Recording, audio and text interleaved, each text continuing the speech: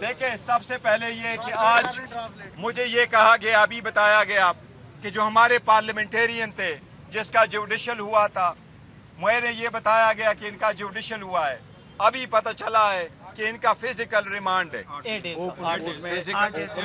یا جوڈیشل۔ اگر یہ پولیس کے پاس 8 ڈیز کی ریمانڈ ہے تو ہم اس کی سخت مخالفت کریں گے، اس کے ہائی کورٹ میں کل انشاءاللہ تعالی ہم اس کو چیلنج کریں گے۔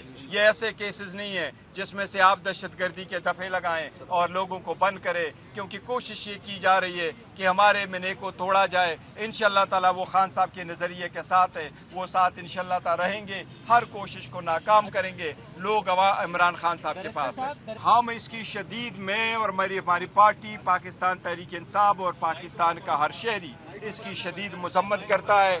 یہ پاکستان کے پارلیمان پہ ایک حملہ ہے، پاکستان کے پارلیمان کے مسلم اصول ہیں کہ اس کا تقدس سب نے رکھنا ہے، اس کے اندر سے نہ کوئی اریسٹ ہو سکتا ہے، نہ اناتھرائزڈ پرسن وہاں جا سکتا ہے۔ یہ جس کو گیا ہے ایمان کی توہین ہوئی ہے، اسپیکر کے لیے لازم ہے کہ اس پہ کارروائی کرے۔ جو جوڈیشل آرڈر ہو یا فزیکل ریمانڈ ہو، جج کا جو بھی آرڈر ہو، اس کا انیشل آرڈر ہمارے MNA صاحبان کا وہ بالکل انلیگل ہے، انلیگل اریسٹ ہوئے، ان پریمیسز سے اریسٹ ہوئے جہاں ان لوگوں کا وہاں داخلہ ممنوع تھا۔